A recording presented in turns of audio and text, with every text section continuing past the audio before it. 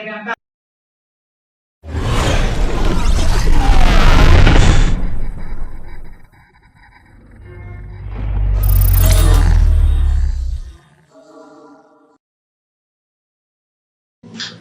Morning all of you. ఈ రోజు మనం 10వ తరగతి సాంఘిక శాస్త్రంలో ప్రజలు అనే పాఠ్యభాగం గురించి చర్చించుకున్నాం. ఈ పాఠంలో జనాభా యొక్క సమాచారం, అలాగే జనాభా యొక్క అభివృద్ధిని ప్రభావితం చేసే కొన్ని అంశాలు ఏవి అనేవి మనకి ఈ పాఠంలో ఇవ్వడం జరిగింది. చూసుకున్నట్లయితే భారతదేశంలో ఉన్నటువంటి శ్రామికులలో అభ్యర్థిత రంగంలో 92 మంది, వ్యవస్థీకృత రంగంలో 8% మంది పనిచేసే శ్రామికులు అనేవారు ఉన్నారు. అసలు ఈ అభ్యర్థికృత రంగం అంటే ఏంటి, వ్యవస్థీకృత రంగం అంటే ఏంటంటే ఉన్నటువంటి శ్రామికులకి సరైనటువంటి వైద్య సదుపాయాలు, పనికి తగ్గట్టుగా జీతం, అలాగే విరమణానంతరం పెన్షన్, అదేవిధంగా వేతనంతో కూడిన సెలవులు మొదలైనటువంటి సదుపాయాలు ఉన్నటువంటి రంగం వ్యవస్థీకృత రంగం.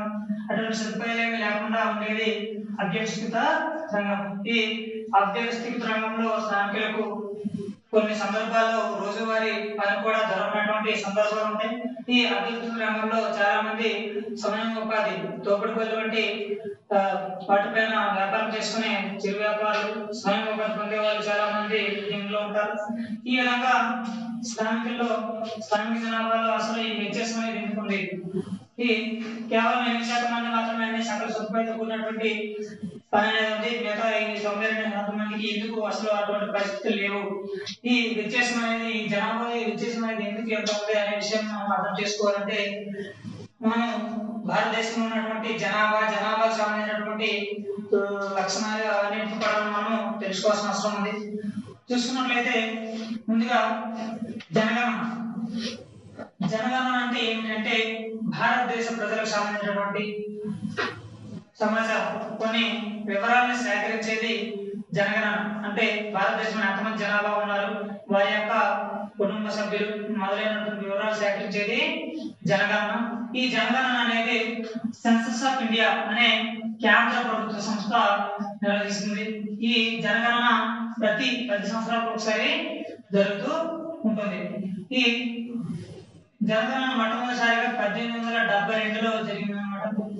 ఆ తర్వాత మొట్టమొదటి సంపూర్ణ జనగణన అంటే పూర్తి వివరాలతో కూడినటువంటి సంపూర్ణ జనగణన భారతదేశం మొత్తంగా జరిగినటువంటి జనగణన 1881లో జరిగింది. అప్పటి నుంచి ప్రతి 10 సంవత్సరాలకు ఒకసారి జనగణన అనేది జరుగుతుంటుంది.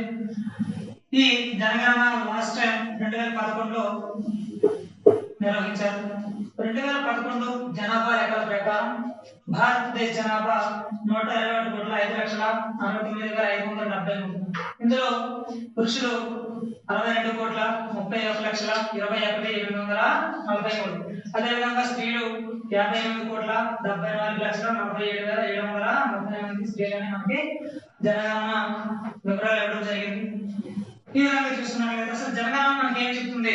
జనగణన అనేది జనగణనలో జనాభాకు సంబంధించినటువంటి కొన్ని వివరాలు, అదేవిధంగా వీళ్ళ వయసును బట్టి ఏ వయసు వాళ్ళు ఎంతమంది ఉన్నారు అనే విషయాలు మనకి జనగణనలో తెలియజేస్తారు.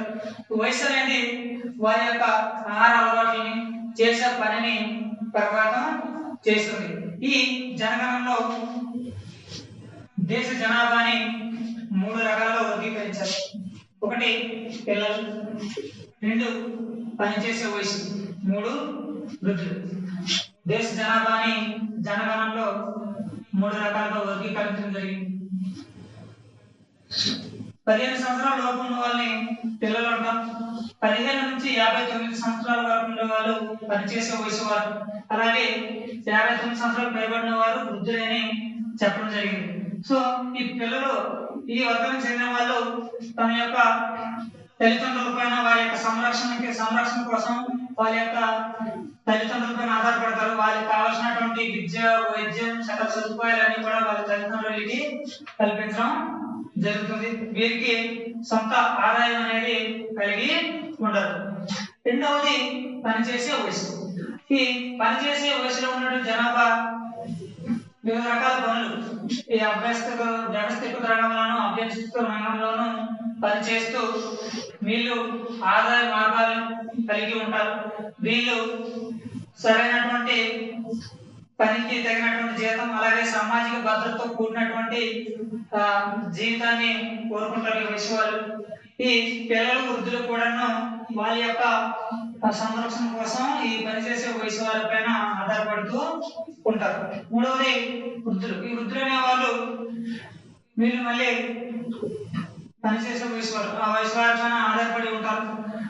ఈ వృద్ధులు అనే వాళ్ళు పనిచేసే వయసులో ముందు ఈ వ్యవస్థీకృత రంగంలో పనిచేసినట్లయితే వాళ్ళకి విరమణానంతరం పెన్షన్ లాంటివి వస్తూ వాళ్ళు కాస్త వాళ్ళ యొక్క జీవితం హ్యాపీగా గడుపుతుంటారు.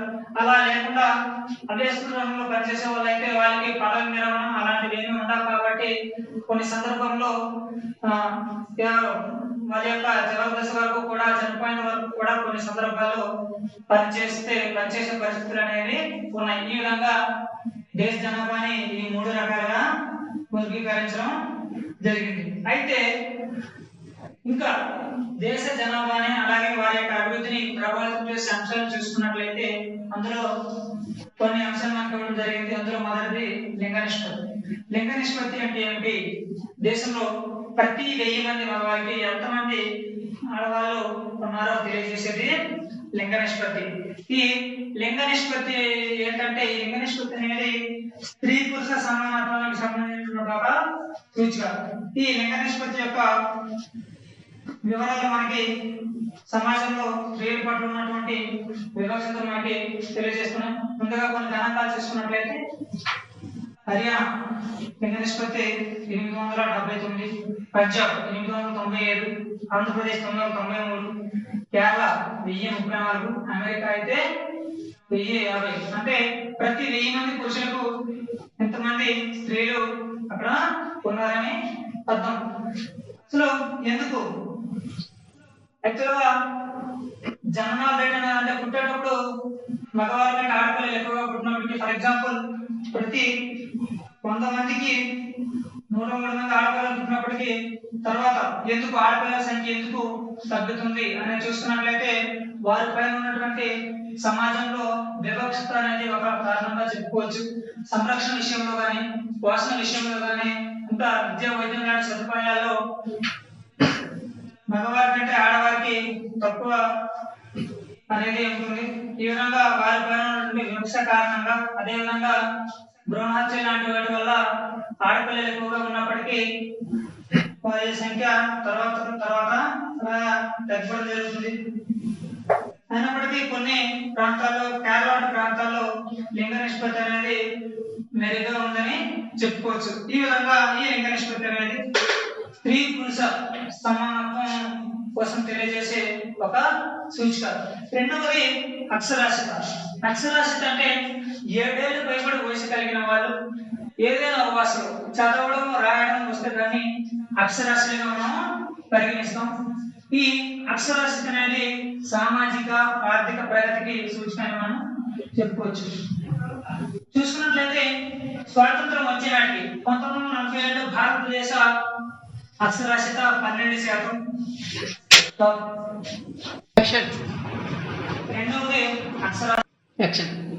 రెండవది అక్షరాస్యత. అక్షరాస్యత అంటే ఏంటి? 7 ఏళ్ళు పైబడిన వాళ్ళు ఏదో ఒక భాషలో చదవడం రాయడం వస్తే వాళ్ళని అక్షరాస్యులుగా పరిగణిస్తాం. ఈ అక్షరాస్యత శాతం అనేది సామాజిక ఆర్థిక ప్రగతికి మనం సూచిక అని చెప్పుకోవచ్చు.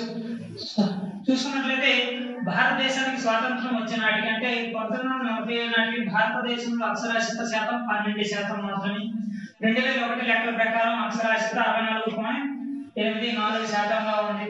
అదే 2011 జనాభా లెక్కల ప్రకారం భారతదేశ అక్షరాస్యత 74.04%గా ఉంది. ఇందులో పురుషుల యొక్క అక్షరాస్యత 82.14, స్త్రీల యొక్క అక్షరాస్యత 65.46గా జనగణన మనకి తెలియజేస్తుంది. ఈ అక్షరాస్యత అనేది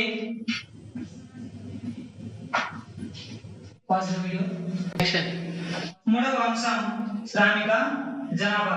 శ్రామిక జనాభా అంటే జనగణన ప్రకారం దేశ జనాభాని 3 రకాలుగా వర్గీకరించాలని ఇక్కడ చెప్పుకున్నాం కదా. ఇందులో ఈ పనిచేసే వయసు ఉన్నటువంటి 15 నుంచి 59 సంవత్సరాల వయసు ఉన్న వారిని శ్రామిక జనాభా అని అంటాం.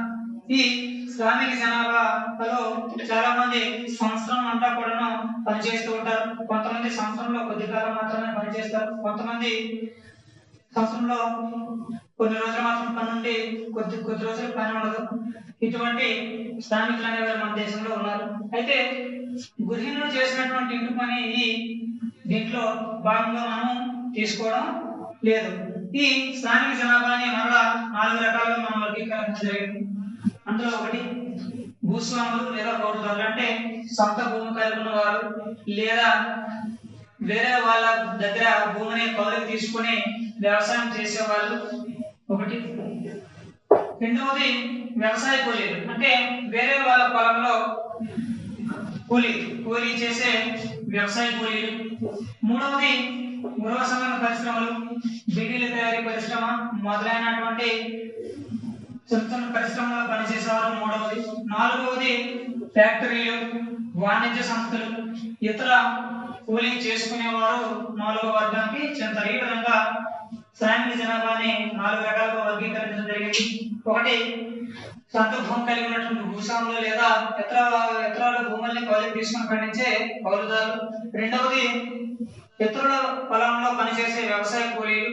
మూడవది చిన్న గృహ సామాన్ పరిశ్రమలు, బీడీలు తయారీ, బట్టలు వంటి చిన్న పరిశ్రమలో పనిచేసే వాళ్ళు. నాలుగవది ఫ్యాక్టరీలు, వాణిజ్య సంస్థలు, ఇతర కూలీలు చేసుకునే వాళ్ళు 4వ వర్గం కింద చేర్చడం జరిగింది. ఈ విధంగా జనాభా యొక్క అభివృద్ధిని అలాగే వారి యొక్క స్థితిగతుల్ని ప్రభావితం చేసే అంశాలు ఇవన్నీ చెప్పుకోవచ్చు. తర్వాత అంశం చూసుకున్నట్లయితే జనాభాలో మార్పు అనేది ఏ విధంగా వస్తుందని చూసుకున్నట్లయితే కనుక ఈ జనాభాలో మార్పుకి 3 కారణాలు మనం చెప్పుకోవచ్చు. ఒకటి జననాలు, 2 మరణాలు, 3వది వలసలు.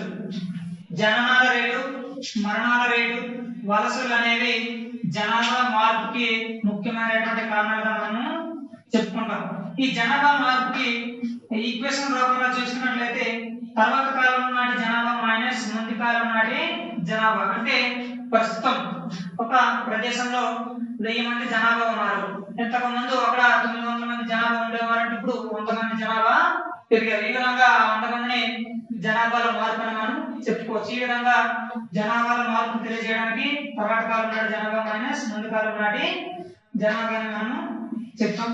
అయితే ఒక పర్టికులర్ ప్లేస్, ఒక ప్రదేశాన్ని తీసుకున్నట్లయితే ఆ ప్రదేశంలో ఉన్నటువంటి జనాభాలో వచ్చినటువంటి మార్పును తెలియజేయడానికి ఎలా అంటే చూసుకున్నట్లయితే జననాలు ప్లస్ ఆ ప్రాంతానికి వలస వచ్చిన వారు మైనస్ మరణాలు ప్లస్ ఆ ప్రాంతం నుంచి వలస వెళ్ళిన వారు. అంటే ఒక ప్రదేశం తీసుకున్నట్లయితే కనుక ఆ ప్రదేశంలో ఎంతమంది జన్మించారు ప్లస్ వేరే ప్రదేశాల నుంచి అక్కడికి ఎంతమంది వచ్చారు అని చూసుకున్నట్లయితే ఆ ప్రాంతంలో అంతమంది జనాభా ఉంటారు.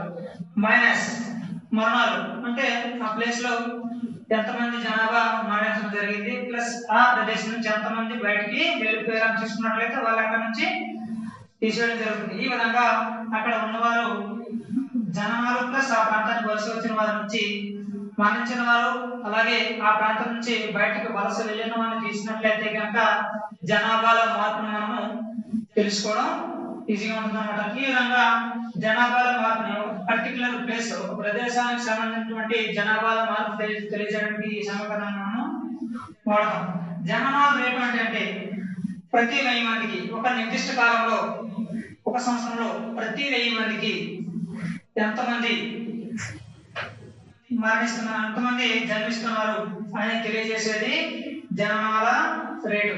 అలాగే మరణాల రేటు అంటే ప్రతి 1000 మందిలో మరణించే జనాభా ఎంతమంది ఉన్నారో తెలియజేసేది మరణాల రేటు. యాక్షన్.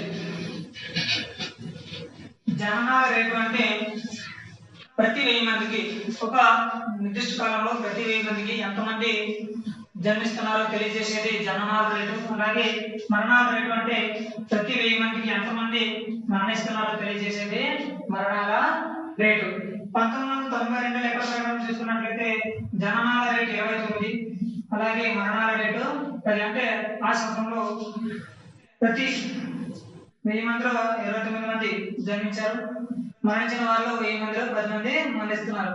మార్పును చూసుకున్నట్లయితే ఇక్కడ 19 29 నుంచి అంటే 29 మంది జన్మించారు, అలాగే 10 మంది మరణించారు. అంటే మార్పును చూసుకున్నట్లయితే 29లో ప్రతిస్తే 19, అంటే అక్కడ జనాభాలో మార్పు 19. దీనిని శాతంలో తెలియజేసినట్లయితే 1.9%. ఈ 1.9% మనం జనాభా వృద్ధి రేటు అంటాం.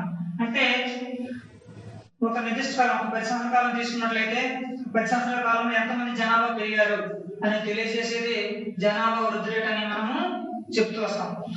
తర్వాత చూసుకున్నట్లయితే జనసాంద్రత అంటే ఏంటంటే ఒక నిర్దిష్ట వైశాల్యంలో ఉండేటువంటి జనాభా సంఖ్యనే ఆ ప్రాంతం యొక్క జనసాంద్రత అని మనము అంటాం. ఉదాహరణకు 2011 లెక్కల ప్రకారం భారతదేశ జనసాంద్రత 382. అత్యధికంగా జనసాంద్రత ఉండేది బీహార్ చూసుకున్నట్లయితే 1106. తక్కువగా అరుణాచల్ ప్రదేశ్ చూసుకున్నట్లయితే జనసాంద్రత